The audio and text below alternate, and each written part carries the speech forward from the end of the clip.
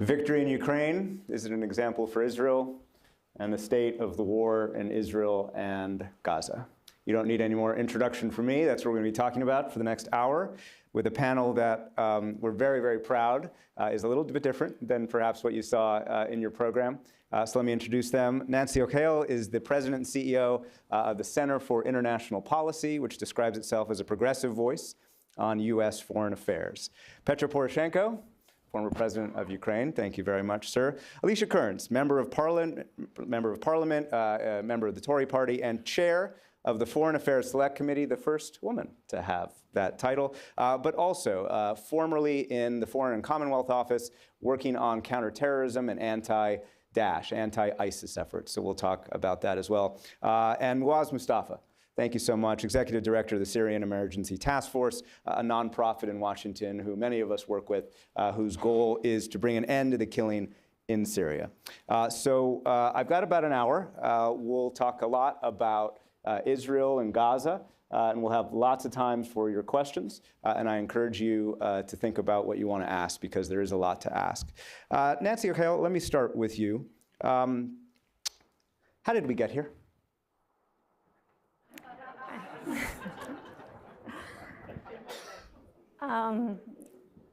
Well, first of all, I mean, thank you so much for having me here, and thank you for giving me the time, and it's not the first year.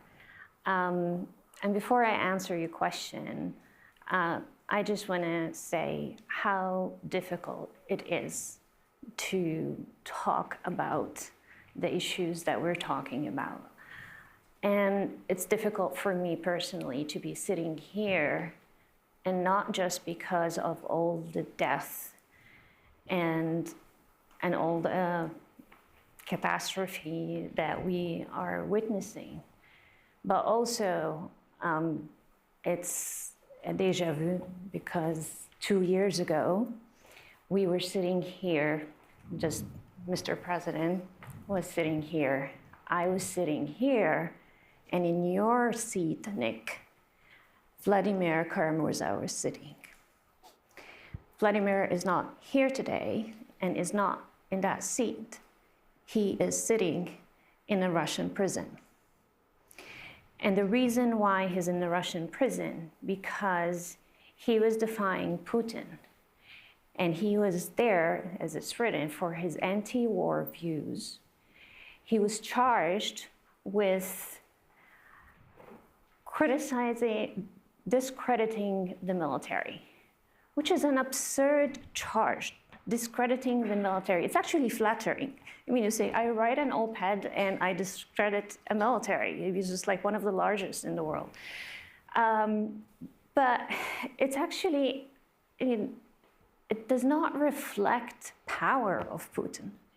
It actually reflects fragility. I mean, that a few words could challenge you to the extent that you have to lock someone up and not get them there. And this fragility comes from the absence of legitimacy. This is what it does. And I want to be clear that I'm not making any comparison here between Russia and Ukraine and Israel and Palestine. And I'm actually told Peter that I disagree with the title of this panel, but because it's so different in so many ways, the context, the moral equivalence, political equivalence, so many different things. And it's not because the Middle East is so complicated. I mean, like, I've been working in this for 25 years, and I don't remember once that I sat in a panel or spoke to people until people always tell me is like, yeah, but the Middle East is so complicated. No, it's actually not complicated. It's actually very clear. And if anything, this war gave it even far more clarity than before. And I can tell you, like, really straightforward how we ended up here. As quickly as I can. Because, well, first of all, there is the complete absence of a serious political path for Palestinians to live with dignity and rights and equality like other people. Second, a complete lack of accountability for all the atrocities and crimes on all sides that we have seen over the years. And third, and this is important, is the flawed assumptions upon which the US based its foreign policy towards the Middle East. And I will focus on this one, particularly because I love to criticize the US government. Not for anything, it's just because I'm new in a democracy. I just became American 2 years ago. And it's fun to know, it's like, oh, it comes with a feature that you can criticize your government and not disappear the next day. And also, I mean, like, I was born in Russia and raised in Egypt, so you can imagine. And I came here because I was sentenced to prison in Egypt, also for criticizing the government for its corruption. And the reason why there's a problem with US foreign policy towards the Middle East, because there is an assumption that you can have deals with governments or leaders of government that are not representative of their people and believe that those deals would be sustainable, and they somehow will make the Palestinian issue disappear if they're not included. And we'll certainly talk about that. That is one of the premises, although the administration would reject the idea that it was about disappearing the Palestinian issue, but certainly one of the premises to go up over the top of the Palestinians. The Trump administration and the Biden administration has tried to do Saudi-Israel normalization. We'll get to that. But Alicia Kearns, you wrote remarkably op-eds earlier this year in which you didn't have the details, of course. You didn't know that Hamas was going to do what it did, the kind of heinous terrorist attack it did. But you did predict that there would be violence coming out of Gaza between Israel and Palestinians. Why do you think that you knew that, or what did you see that led you to be able to say that before October the 7th? So in January this year, devastatingly, I did write, and I said to my Prime Minister that we were going to see the Gaza crisis of 2023. I didn't expect it to come in this form. I did not. No one could have predicted the crimes against humanity that we saw Hamas perpetrate in Israel. But if we listened to our partners in the region, we should have known we were moving to crisis point. Drugs coming across the border from Syria had turned to weapons. That's an important change in attitude and behaviors. Palestinian jihadist groups, not Hamas, were aggravating the situation, acting up more and more. Iran was becoming more aggressive and more muscular in its near region. And then within Israel, we had 100,000 people out in the streets protesting. We had increased tensions at the Al-Aqsa Mosque, and we all know how important that is. We also saw statements from the Israeli government saying there was no such thing as the Palestinian people, and standing in front of maps that said that Jordan had to belong to Israel and eradicated the presence of Palestine. And in the absence of that, there was no meaningful political movement. Yes, there were talks behind the scenes that took place between certain countries, but there was no meaningful delivery on any of those meetings that took place behind the scenes. And so, no, I couldn't have seen the way it has, but it is, again, a failure. And I was very critical of my government in particular, that when we tilted to the Indo-Pacific, if you tilt to something, you are tilting away from something. And we were tilting away from the Middle East. And in my view, our historic responsibilities there, none so more dangerous than Israel-Palestine. My job is to ask direct questions. Some of you may like my questions, some of you may not. Some of you may like the answers, some of you may not. But this is a really important question and answer to ask directly. Muaz Mustafa, do you believe Israel's campaign is making Israel more secure? Thank you. Thanks, Nick, for this question. I want to say it was an honor to be at Halifax. And it's an honor to be on this distinguished panel. And I'm speaking to you here as I'm actually Palestinian. My father is Palestinian and my mother is Syrian. In Syria, 14 million people think. In Syria, Just keep going. In Syria, 14 million people have been displaced. Yep. About 1 million, I know the UN stopped counting at 300, 400,000 have been killed. Hundreds of thousands are in jails. They've been murdered by Iranian-aligned militia groups, IRGC, Russia, in the most horrific ways, of course, by aiding the Assad regime, a criminal dictator who France just put out a red notice for his arrest. my Palestinian side, my family on the Palestinian side have become refugees. And I'm here not speaking about the importance, not from a humanitarian perspective. Let's look at this logically from what makes us safer, what makes the democracies in the West safer, what makes Israel safer, what gives, what allows us to be on a path not into a dark tunnel where we don't know where we're going to end up, and that's where I feel we are, but to a place where we can see stability, peace in the future for all the peoples of the Middle East. So to answer your question, Nick, 1 out of 57 people in Gaza have been killed and injured since October 7th. That's Siri. And we have as well dozens of journalists that have been killed. I checked with my good friend Ayman Mhanna from the Samir Kassir Foundation in regards of these journalists that have been killed there. Food and water and other necessities for civilians have not been allowed in. Now, I understand that it is no easy challenge to address the horrific attack that happened on October 6th and how and Israel here is a nation that I'm sure is angry as it should be over what's happened. But if every child in the Middle East and across the world are going through their TikToks and seeing pictures of children that have been killed, seeing hospitals that have been bombed, seeing 1.1 million civilians that have been displaced within Gaza for now, and then you compare that number with how many Hamas operatives have been killed, I don't know, 200, 300. If the goal is to eradicate Hamas, and we've now over 12,000 civilians that have been killed, and let's say 200 to 300 are killed. And let's say Hamas has, I don't know the numbers, 40,000, 50,000 fighters. Is this a sustainable way?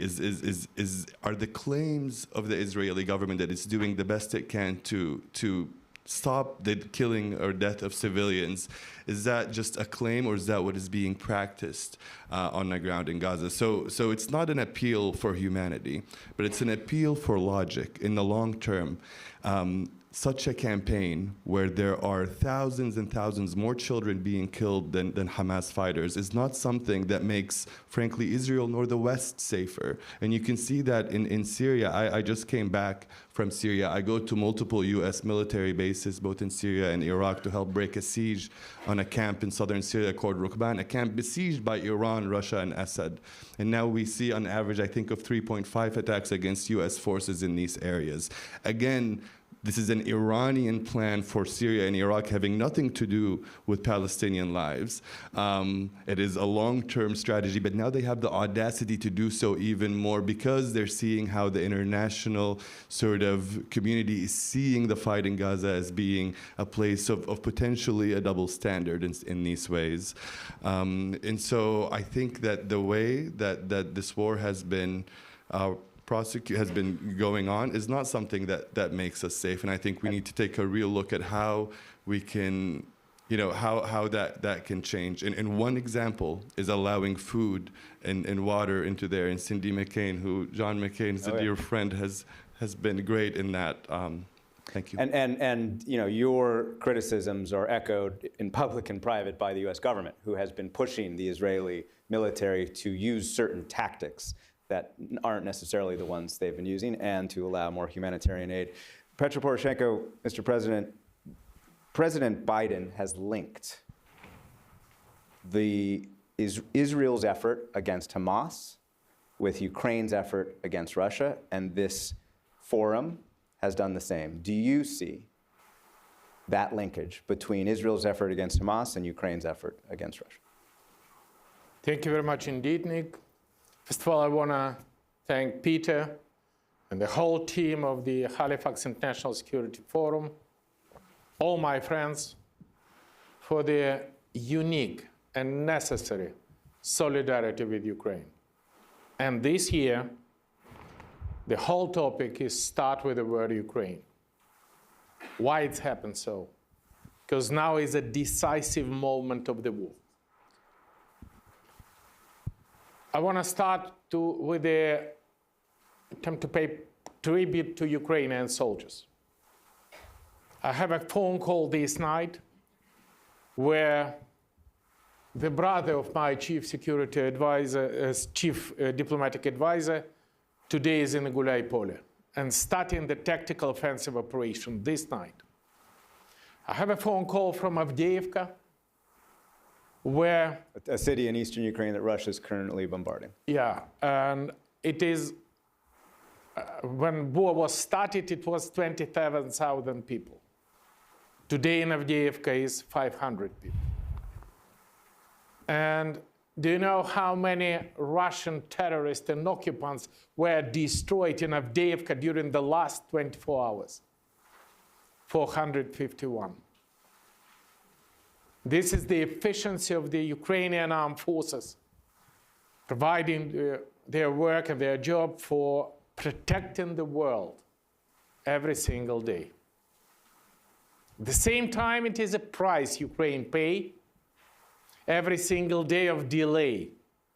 Delay of supplying weapons, delay for not technological weapons supply, delay of the sanction strengthening mechanism. Hundreds of civilians, hundreds of soldiers.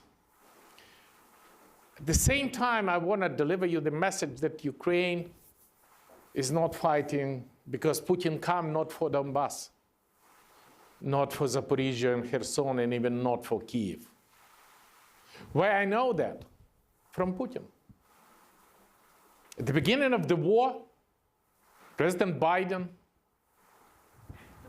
Prime Minister of Great Britain, Chancellor of Germany and French President have a negotiation with Putin, trying to deliver arguments not to launch the war. And do you remember what was Putin's answer? Several ones. First, we do not start the war, guaranteed. What does it mean? Please don't trust Putin. No one single word. He's a KGB officer. He never telling the truth. Second, let's have a negotiation with Putin. Putin said, okay. What is my ultimatum? First, NATO should go back to the borders of 1997. All attack missiles should go out on the Eastern Europe. And the connection with Israel?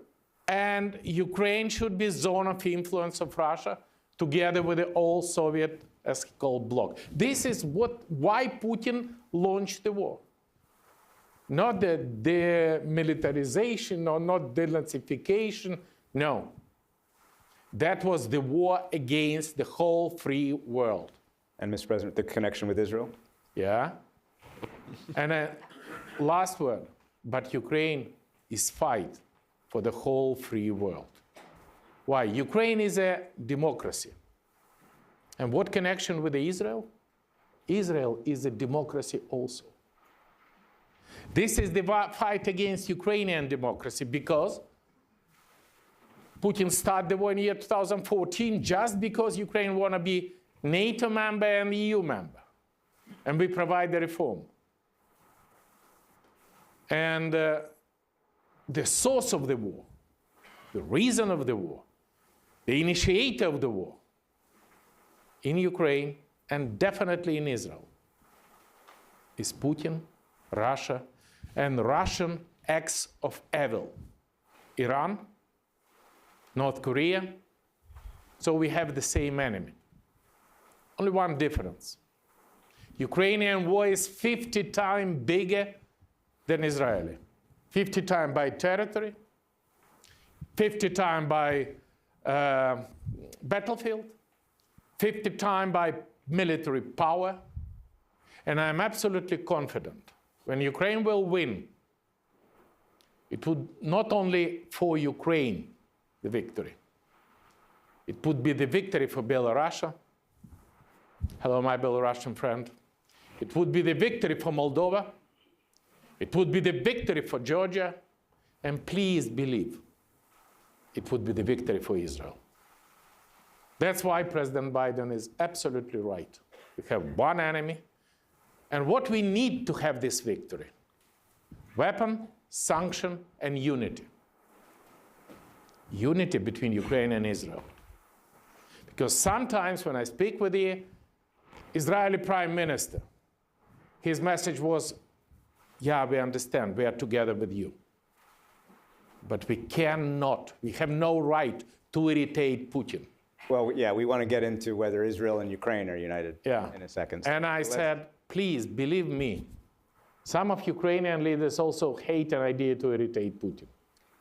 Nothing depends on you. Nothing depends on us. Lisa is absolutely right. Putin will attack using the terrorists. And nobody knows when it's happened. Tomorrow, Putin can attack on Balkan. Tomorrow, Putin can attack on Africa. Tomorrow, Putin can attack the Middle East. And that's why we should keep the unity. So President Biden has been clear on the unity. He has also been clear on his priority before October the 7th in the Middle East being U.S.-Saudi normalization.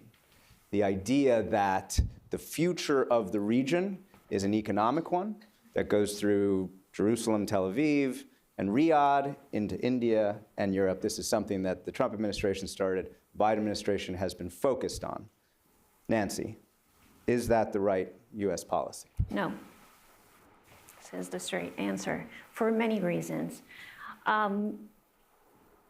Going back to the point of the assumption that you can partner with authoritarian regimes, even if you're partnering with them on economic projects, supply chain, issues related to climate, if you think that those deals are viable and sustainable while they're being conducted, I wouldn't even particularly with Saudi Arabia, you're not having a deal with a country, you're having a deal with a person. MBS. This person, MBS, and this person happened to be a murderer. And I mean, it's not my words, I mean, it is President Biden's words. U.S. intelligence finding that MBS was knowledgeable of and perhaps ordered the killing of Jamal Khashoggi. To be precise, you're right. He was knowledgeable. And this is, I mean, well, first of all, I mean, when people, particularly in the region, see President Biden calling MBS and he's going to make him a pariah, and then the next day there is like the fist bump, the credibility of the U.S., not just in the Arab world, but the global South, is eroded because of that. Because people understand that, I mean, what we are talking about, you're asking about the connection here and the whole paradigm around Ukraine, that this is not just about Ukraine. This is about democracy. This is about, preserving our values and freedom and human rights. But when it comes to the Middle East, it seems perfectly okay to continue having those relations.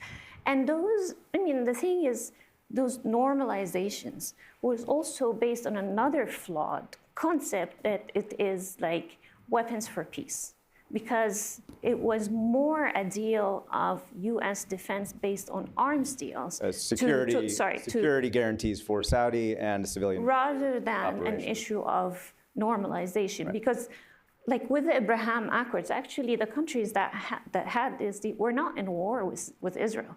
The main issue was with the Palestinian, and this is the issue that was ignored. Again, thinking it's just going to go away if we continue into that path. Alicia Kearns, let's stick with this regional look. As I mentioned at the top, you have a lot of experience with Daesh, with ISIS.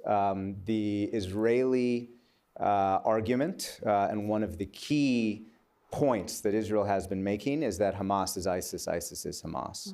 Do you agree? No, not in any way. The only similarity between the two is how grotesque they are willing to act, that they are embracing fully the title of terrorist and are proud to do so.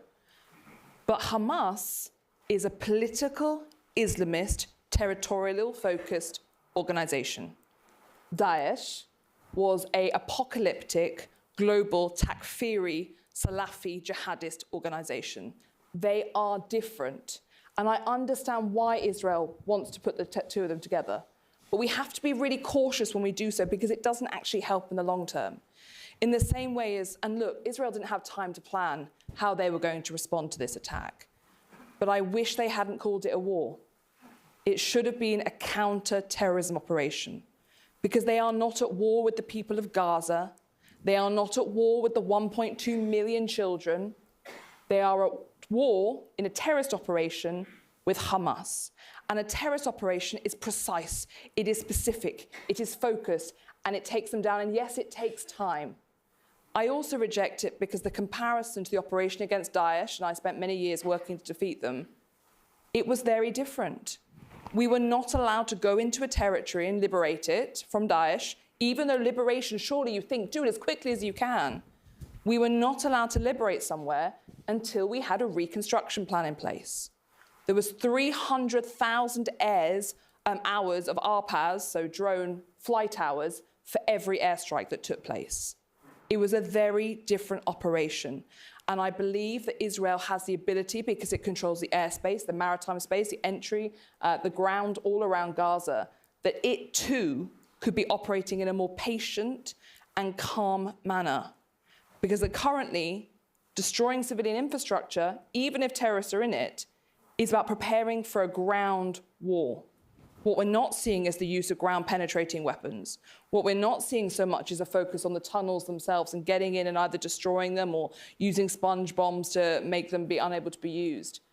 So the premise I have to reject, and I understand why you would use it, I understand, and we grieve with the people of Israel, and I understand the emotional desire to do it. But as a politician, I think I have a responsibility to say that they are not the same, and that the comparison is actually unhelpful for Israel in the long term. Well, as Mustafa, we're talking about the region now, not just Israel, Gaza, and we cannot talk about the last 40 days or so without mentioning a number. It was 57 or 58, I believe, on Thursday. You were telling me it's probably one or two more, so let's call it 60. 60 attacks by Iranian-backed groups on U.S. troops and their coalition partners across Iraq and Syria since October the 7th. One of the U.S. stated policy goals, perhaps the highest U.S. stated policy goals, is to prevent spread of this conflict. Has the conflict already spread? The stated policy goal even before the October 7th attack and what the job was as far as the director of Middle East North Africa at the White House was to keep Syria and to keep the Middle East off of the president's desk. I think the president's desk is essentially on fire as far as the Middle East is concerned, and Syria is very much back on there. You can't just put something on the back burner and hope that it goes away. And so, first of all, over 70 attacks at this point. Okay. Yes, sir. And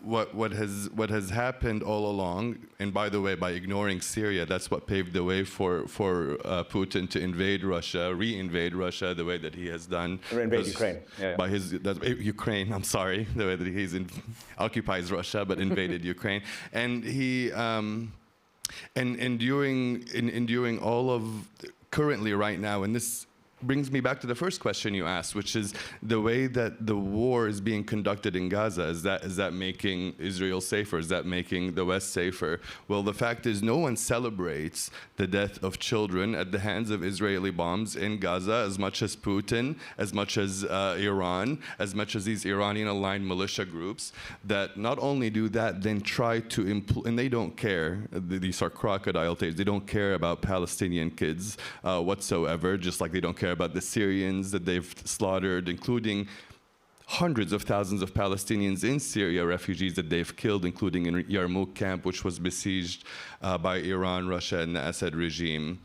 But now they also use, again, the disproportional response that's ongoing in Gaza to say, okay, it is fair game to go after the United States military in these places because the United States is Israel. This is not an American flag, it's an Israeli flag. These are not American soldiers, Israeli soldiers. And if you saw in Nasrallah's speech, He didn't open a front in the north with Israel, a fear that still exists.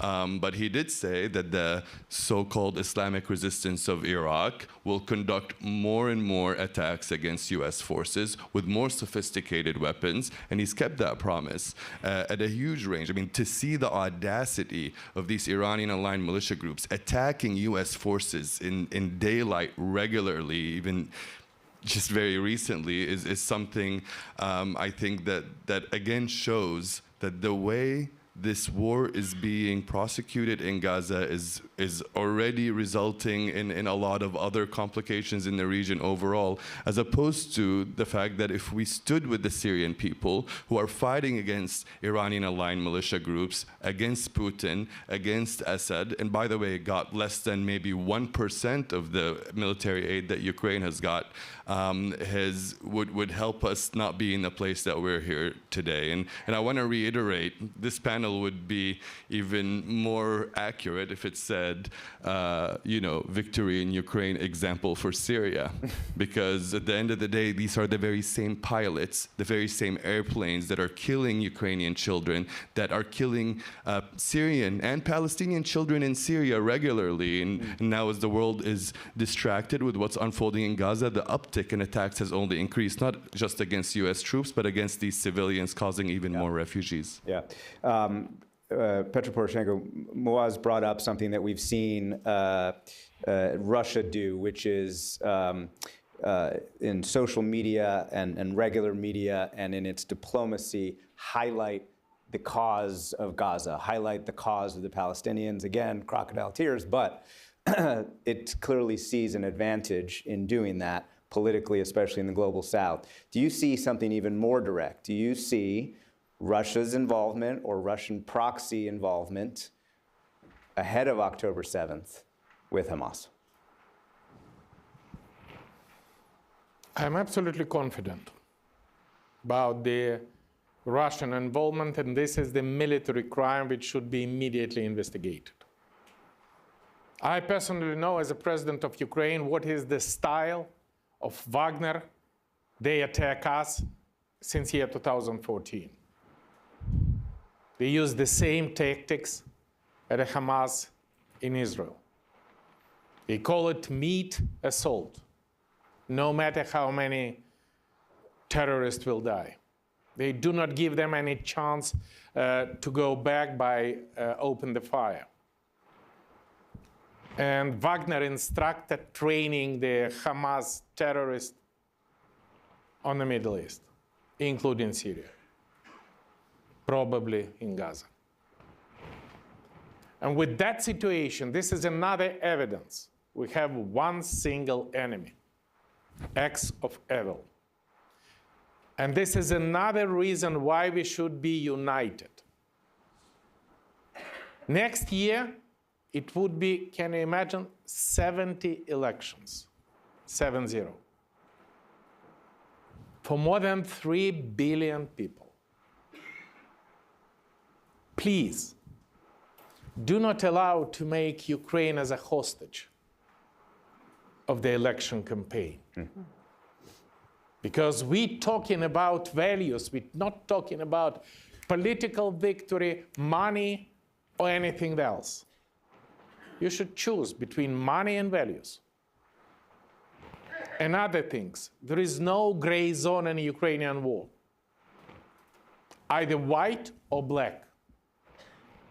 And if you want to sit aside, you are in a black side. If you want to postpone the decision, you are on a black side. If you want to stop, suspend, or use Ukrainian matter for any other reason, you are on the Putin side. Because this is delay, and price we pay for delay is enormous. I'm very much pleased for our partners. Very much pleased for the weapons. Without you, we pay significantly bigger price. But if you delay for 1 year, we let Putin to build up Surovikin line. Yeah.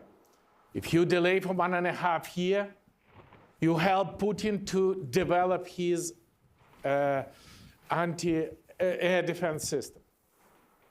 And today, when we have an offensive operation in Avdiivka, we have a full air dominance of the Russian Air Force. That's why, please, do not delay. Day before yesterday, I was in the position on the east of our country, having seen and even driving the American Abrams. Bravo. We needed 1 year ago. Yeah. But at least now, it is strengthening our community. But please take into account, this is absolutely different war. The world never have this type of the war. You can ask military person about that. Yeah. This is the war of drones. This is the war of radio electronic warfare system. And the effectiveness of the small and cheap FPV drones can be bigger than the big high accuracy artillery. Yeah. That's why I, for my own money, delivered 2,000 FPV drones to our offensive troops. Please, keep unity. Please, do maximum you can. For example, you said that we have a discussion on the budget in US. Please, use the money, partners frozen, as a Russian assets. I'm being given 300 billion, please send immediately to strengthening Ukrainian army, because this is the best investment you even can imagine. Let me, I'm being told that we only have so much time, so let me go to questions quickly, because I'm sure there are going to be a lot for this panel, and we'll try and get to as many questions as there are, and then we'll move on to the next panel. So, all right, maybe not. All right, all the way in the back. Hi, thank you. My name is Siddharth Vardarajan, and I'm a journalist from New Delhi, India. Thank you very much for this panel. And I can't help feeling that somewhere down the line, we are doing a disservice to Ukraine and the people of Ukraine by making what I believe is a lazy comparison with the Israel-Palestine war. The last I checked, Ukraine has not invaded any country. Ukraine does not occupy any other people's territory. Ukraine does not use, I saw the statement by the WFP. Sir, just briefly, yeah. So I mean, Gaza is people of Gaza on the verge of starvation. This is not something Ukraine is doing, right? Sure. So I'm saying by making this kind of a comparison, we are doing a disservice. Does the panel agree to Ukraine? Sure, Alicia Kearns. So the first thing I'd say is we have given Ukraine consistently enough to survive, not to win. That is a moral abdication. I remember when we sat in the Munich Security Conference a year ago, and world leaders stood up and celebrated that Ukraine was still free, that Ukraine was still standing, as if that was our success story. It is shameful that a year on, we were saying, thank God Ukraine is still standing, and not that we have protected them and given them enough to beat them. When it comes to the comparisons, there's lots of points being made at the moment about, Joseph Borrell said that the EU has lost a lot of its support from the global south because of its position on supporting Israel's right to defense, although right to defense within international humanitarian law. The question I want to make when it comes to comparison is why are there such double standards? Where was the global south or the middle countries when it came to Ukraine? Why is it when I go around the world, the people I ask for bilaterals with are not my traditional partners, but the countries who have refused to speak out and support Ukraine? And yet now, they are the ones speaking out against Israel. Where is the qualification in that? But another point I'd make about fairness and qualification is, why do we have Western countries running around saying that Zelensky needs to do more on corruption? Zelensky needs to hold an election. Zelensky needs to get hold of himself. But there are no calls for Netanyahu to hold an election. There are no calls for Netanyahu to step down. There are no calls for Netanyahu to face up to the trial that he is going to go through. We have to stop having these double standards. Let us recognize that we are not happy with the way things are going. But the global south do not get to now shout in support of Palestine when they were silent on Ukraine. And that is a double standard nobody is calling out. Let me try and get one or two more questions quickly. All right, so Senator, and then I have one more over here, I think. Yeah. Mike's coming. Thank you. Is the mic on? It will be in a second, I'm sure. Okay, just keep going. I want to have you elaborate a little bit. Yeah, must. Elaborate a little bit. When this conflict with Hamas started, there was enormous horror at what it had done to Israel. And you defined what should happen as Israel responding as a counterterrorism as opposed to a war on Palestine. And even that last question, there was a the term that was used was Israel versus Palestine. Given if it were a counterterrorism activity as opposed to a war, we would not be flattening Gaza. And what is your assessment of any possible good outcome that is going to occur with this war plan that has included so much bombing and now a ground campaign? And what would be a way to right it? Elise Kearns, hold on for 1 second. Let me just try and get one more question because we are rapidly running out of time. Hi everyone, my name is Michaela. I am one of the 15 at 15 winners. My question is it possible that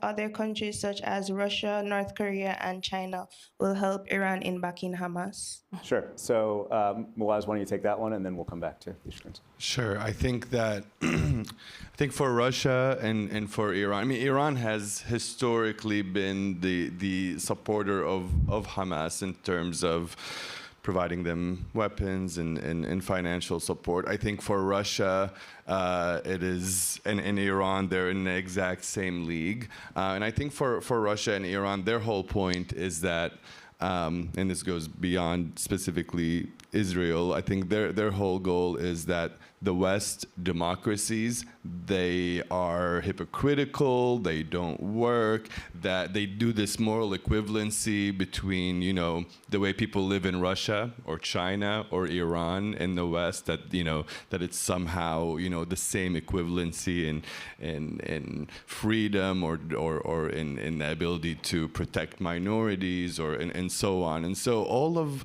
these groups that don't believe in democracy and freedom stick together, and I think that's generally something that you can count on. But what's really, really important is that for democracies to uphold the values that they speak all the time, and it is more difficult. It's more difficult, as we've heard in earlier panels, for democracies to even make decisions. But that's why democracies should be resolved in their support of Ukraine, and democracies should be resolved in their support of the Syrian people, because at the end of the day, there you have indigenous populations on the ground fighting on their own land against invaders, against terrorists, against people that want to hurt them.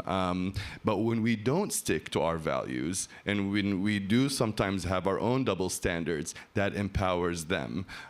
That's why when we see, unfortunately, kids die in Gaza that maybe could have been saved, Russia and Iran use that to garner more support. Elise Kearns, why don't you take that one on quickly, and then we'll also let Nancy do it. And so on the Crinks point, I would just say they already are supporting them, but I also would really urge this audience, we have to stop making this false conclusion that all these Crinks are best friends and are in bed with each other. It's just not the reality, and if we're going to separate them from each other, we need to stop saying that China and Russia are best friends and that they genuinely want the best for each other. They don't.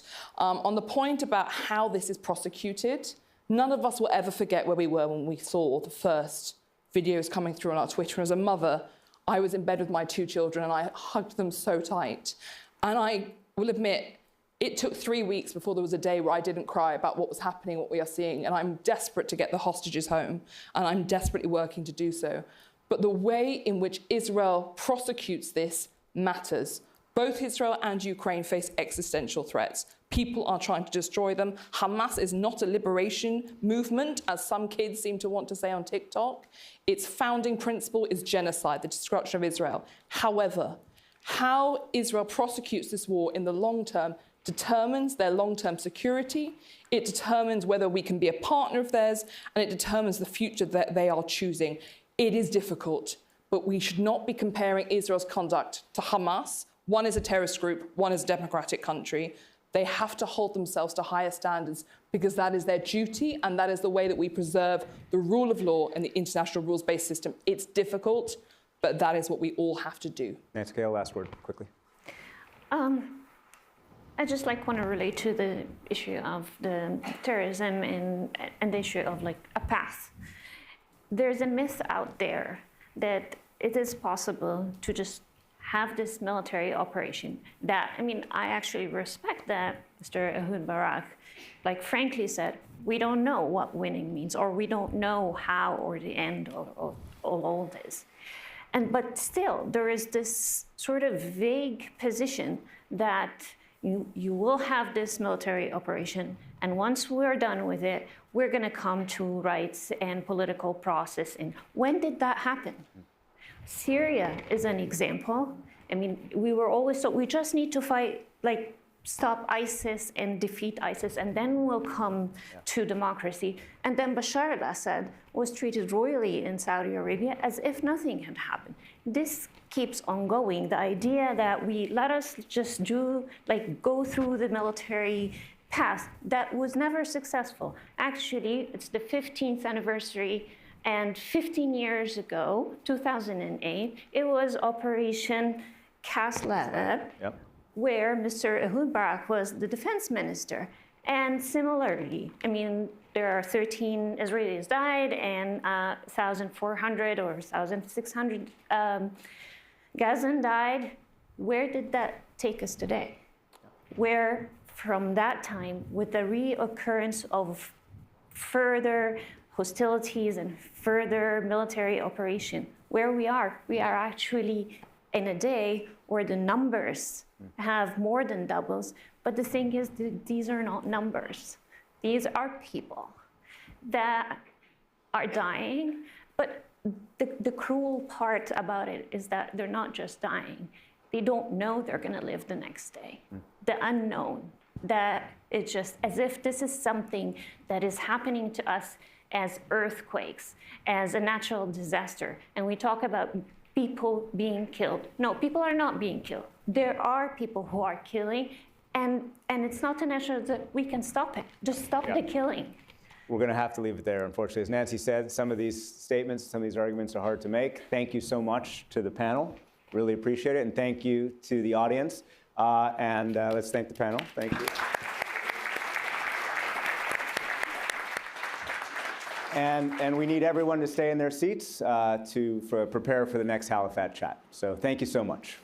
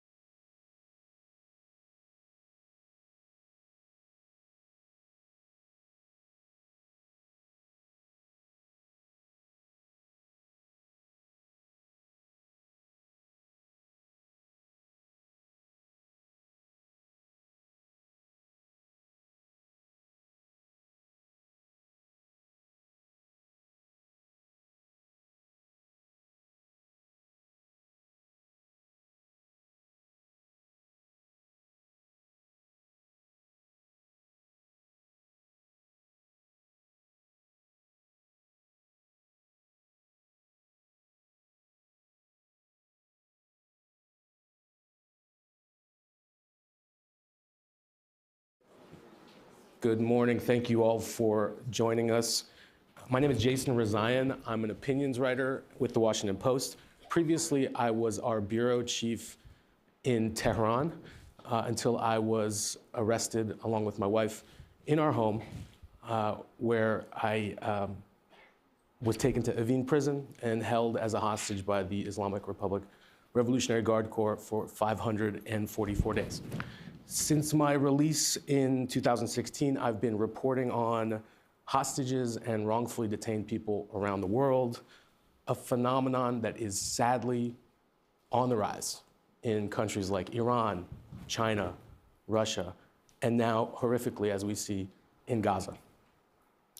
Last year, along with the Center for Strategic and International Studies in Washington, D.C., I launched a commission to look at hostage issues and related topics. It's a completely bipartisan endeavor that I am happy to say is co-chaired by my friend Robert O'Brien and Senator Shaheen, and I want to thank them both for taking a deep interest in this critical issue. I'm joined today by Yevgenia Karamurza, whose husband Vladimir, a democracy advocate and fellow Washington Post contributor, is being held in Russia for standing up to President Putin, and Ambassador Roger Carstens, United States Special Envoy for Hostage Affairs. Thank you both for joining me. Thank you. Yevgenia, I wonder if you could start by telling us about Vladimir's current circumstances and progress in efforts to win his release. Thank you very much for the question, for the introduction. And first of all, I would like to say what a privilege it is for me to be here today. Last year, Vladimir was recognized as one of the builders of this community, so I know how much this platform means to him and how much it means to him to know that his voice is heard here, that his cause is recognized, and that you stand with him and people like him fighting for freedom, the rule of law, and respect for human rights around the world. Vladimir has been the opposition to Vladimir Putin since Vladimir Putin came to power. In 1999, actually, as a prime minister, Vladimir Putin put up a memorial plaque to Andropov on the KGB building in downtown Moscow. Andropov was someone who introduced punitive psychiatry in the Soviet Union. That was a person whom Vladimir Putin decided to commemorate. That's when my husband said, yep, this is what we're gonna get. Russia will be becoming yet again a dictatorship. Since then, Vladimir has been constantly fighting this regime, and of course, after the full-scale invasion had been launched, he could not stay away from Russia. He believed that as a Russian politician, he needed to be there to share the risks and challenges faced by Russians back home. He believed that as a Russian politician, he needed to show an example that to give in to fear and intimidation is a choice, always a personal choice that you make. And in April of 2022, he was detained.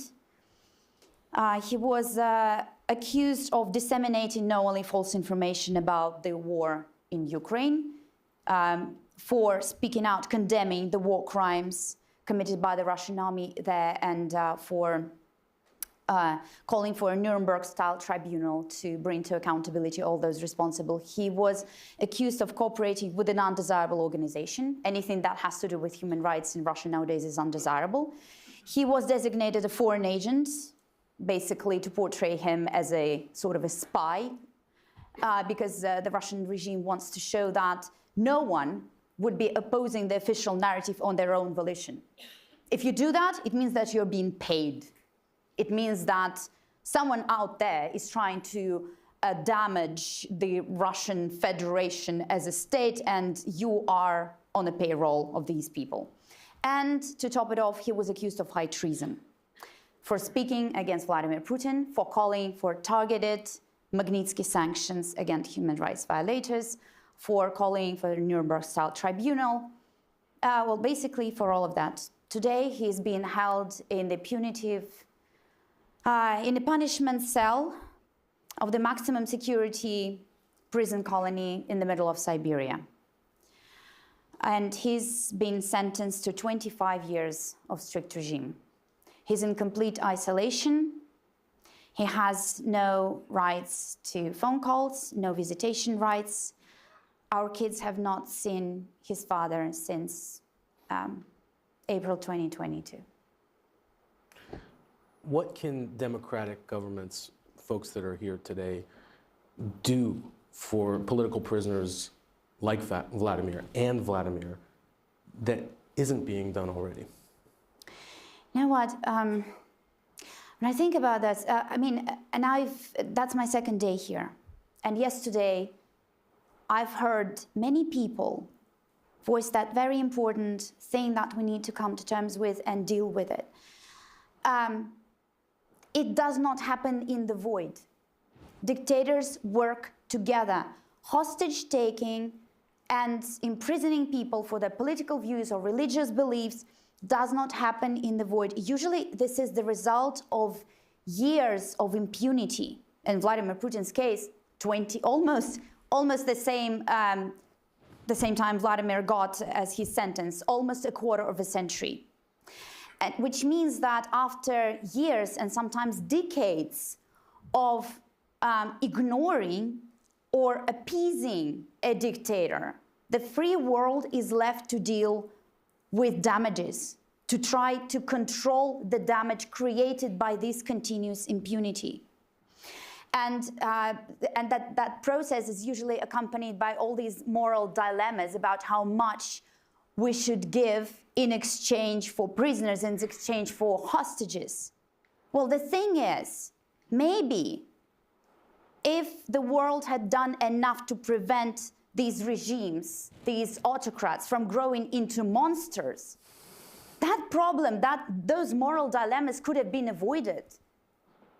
So, and also when we think about those dilemmas nowadays, when we are faced with the need to control the damages created by these autocrats, it is important to remember two things. First of all, there is nothing more precious than a human life, and that is the basis for democracy itself. Hence the respect for human rights and freedoms, respect for the rule of law, because at the center of it is the absolute value of human life. And second is that very often there are reasons why these specific people are being targeted, are being taken hostage.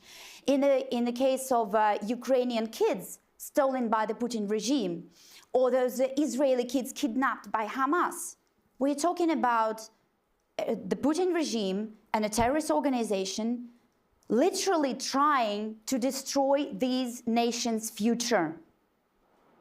And the way in which entire families were tortured and killed in the most atrocious ways proves this point. And in the case of political prisoners, it is those autocrats trying to destroy the alternative.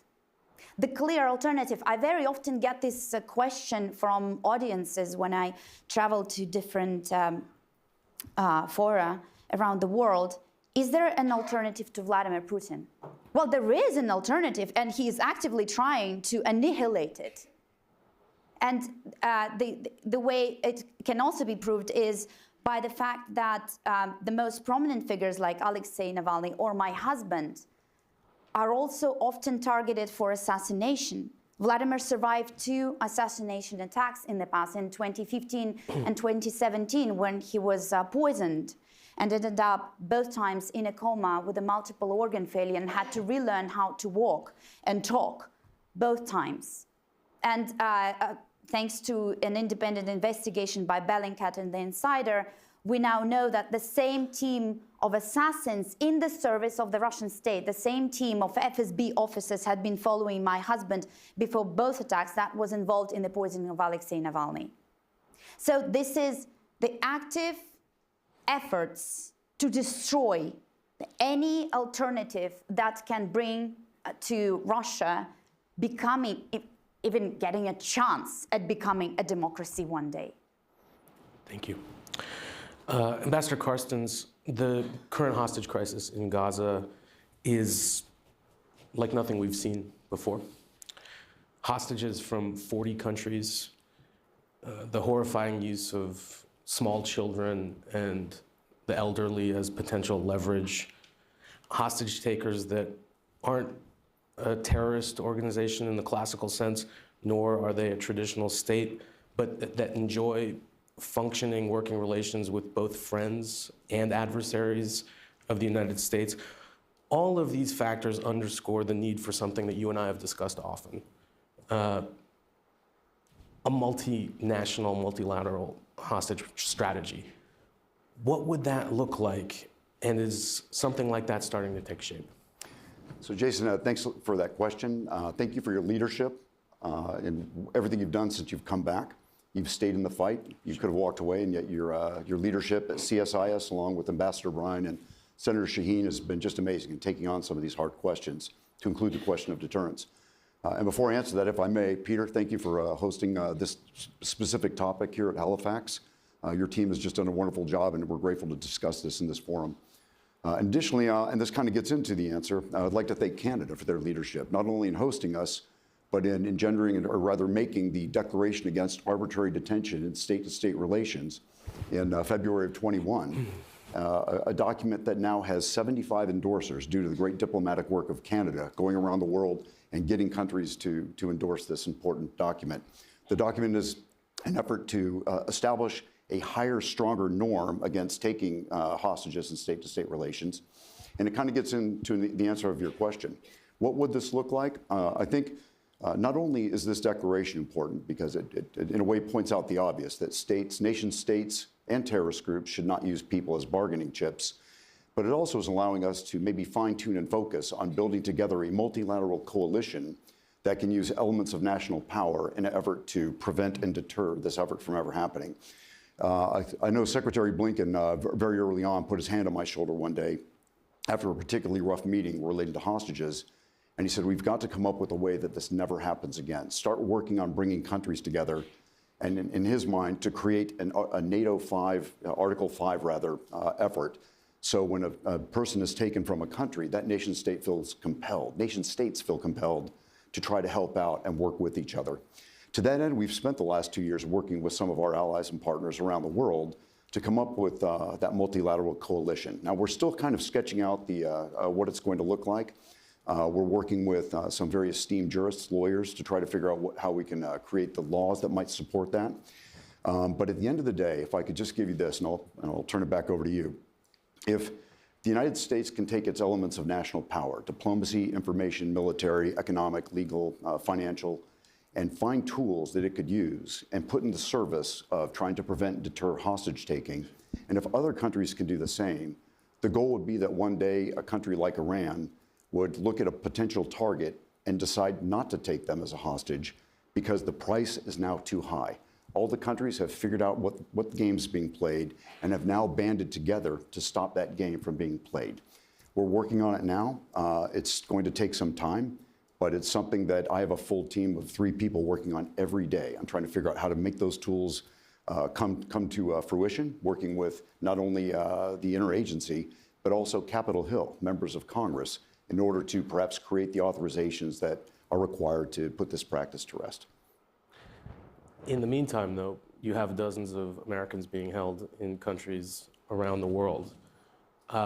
You and I have both been in fora like this and taken the question over and over again, doesn't negotiating the release of a hostage lead to more hostage taking? No one, fortunately right now, is saying don't negotiate for the release of these 200 plus people in Gaza, and I think that's sort of a game changer in how we think about the issue. Talk about the tough decisions that have to be made, and why President Biden has chosen to make so many of those tough decisions so far. There's never been a case, at least to my knowledge, and I could also refer to Ambassador Bryan, who had my job before I did.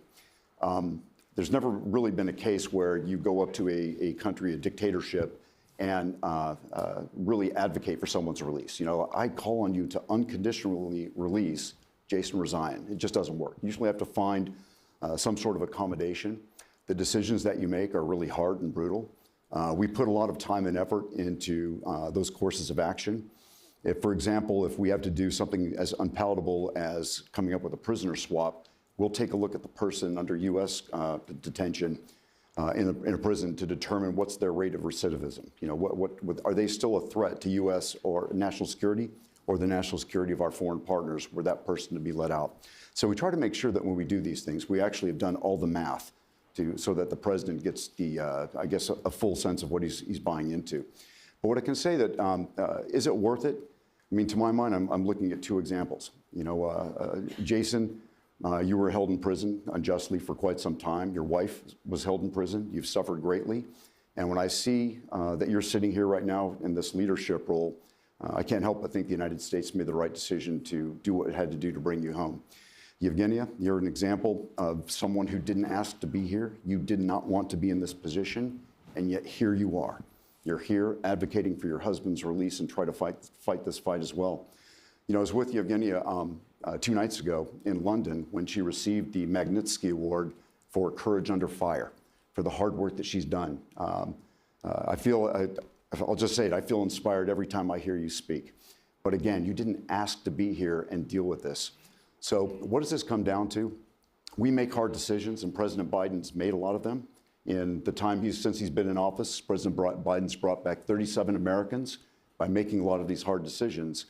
But the President and the Secretary of State and others have had a chance to meet with these family members. They understand the human toll and the cost that an American citizen and family have to endure during these occasions. And when you meet people like Yevgenia, when you meet people like Jason Rezaian and have a talk about what they're going through, you can never put yourself in their shoes, but you understand the human toll. And as I think you indicated, the individual matters, and bringing people home matters. Families matter. And our job is to, as your government, to find ways to bring those families back and unite them again. Thank you. I could talk to you both all day. We don't have a ton of time. I have one more question for each of you, and I hope we have a little bit of time for audience questions. Ambassador Carstens, different countries are doing this for different reasons. The motivations for Iran, China, Russia, Venezuela, Syria, and others aren't the same. So will we need specialized deterrence approaches when the time comes? Yeah, I think you will. That's a great question. When I took this job, I went to see my 2 predecessors, Jim O'Brien and then Robert O'Brien. And both of them said the same thing, and that is, there is no playbook for this. There's no cookie cutter. He goes, you think there is? You're going to spend time looking for it? But they were both right, and there is no cookie cutter approach. I can say overall, does Iran usually want bags of money? Probably could say overall. Is Russia usually more interested in prisoner swaps? I'd say, yeah, probably overall. And yet each case comes down to engaging with the other side, really trying to pick apart what it is to get the job done, and then finding a way to make it happen, not only on their side, but also within the U.S. government. So will it come down to individual efforts? It will. Can we still, however, through a good deterrence and prevention effort, find these tools that can stop nation states from doing it? I think we can. We have a lot of hard work ahead of us. You know this isn't easy. Thank you. Yevgenia, in the past, the sort of public efforts to raise awareness and win the release of a political prisoner like Vladimir, they usually work, and more quickly than they are these days. What does that say about the strength or weaknesses of democratic and civil society institutions in the West in the face of authoritarians who probably in the past would have bent to public pressure? First of all, I want to thank Ambassador Carstens for saying what he did about how it is important to find the ways to prevent such practices from being used. Because although it is absolutely crucial to solve the existing cases, because again, there is nothing more valuable than a human life, and because this is what democracies are based on, the respect for that value.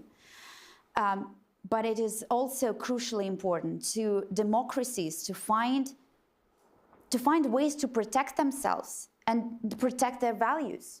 Because autocrats work together, they learn from each other, they adopt each other's practices, they share their knowledge in how more and more evil they can be. And democracies are left to watch in shock. And so, control and try to control the damage. So the ultimate goal of such cooperation between democracies who should also bring their efforts together should be to find ways to prevent such practices from being used in the first place. And one, I think, one important part of it would be to return to the notion of goodwill and standing for what is right. Many Soviet dissidents were released thanks to the advocacy of US presidents of both parties. I am blessed to be acquainted with Honorable Professor Erwin Kotler, the amazing human rights defender who fought for many dissidents and political prisoners around the world, including Nelson Mandela, Natan Sharansky, and now my husband. I know that behind all this advocacy by US presidents, by people like Professor Kotler, there was this, not just goodwill, but the understanding of how important it is to stand for what's right. Because that sends a powerful message to those autocrats that the free world knows the nature of these regimes. It knows why these people are being prosecuted, persecuted, and it's going to stand with them to show to the world that the world can be better. It's like, for example, showing to Vladimir Putin that you see that he's trying to destroy the alternative, and you're going to fight for that alternative. You're going to stand for this alternative because, well, in the end, it's actually going to be pretty nice to everyone to see Russia a democracy, right? That is the only way to Russia to stop being a threat to itself and everyone else, is for it to become a democracy. This is why the regime is trying to destroy this democratic alternative. Because, of course, it wants to continue waging the war and oppressing its population. And that is the only way Vladimir Putin can stay in power. So do not give in to that. Stand with those who do fight, who represent a different face of Russia, who know that there is this chance for our country. And my husband has always, I mean, you know, twice the guy had to relearn how to walk. And I remember in 2015, it took him over a year to get back to normal. He was walking with a cane, but as soon as he was on his feet, he packed his bags and went back to Russia to continue his fight. And I was looking at him and I was thinking, well, it's just, the wind's gonna carry him away like Mary Poppins. He was wobbling with his cane, and yet he refused to give up. So do not give up on us. Do not. There is a different Russia. My husband is a different Russia. I am a different Russia. I know what I'm fighting for, not just my husband. And, you know, recently, an artist and a pacifist, Alexander Skochilenko, was sentenced to 7 years in prison for switching price tags at a local supermarket with anti-war messages. And at the same time, the murderer of Anna Politkovskaya was pardoned by Putin. 2 Russian citizens, 2 different Russias. Stand with the one we all want to see, please. Thank you. Thank you very much.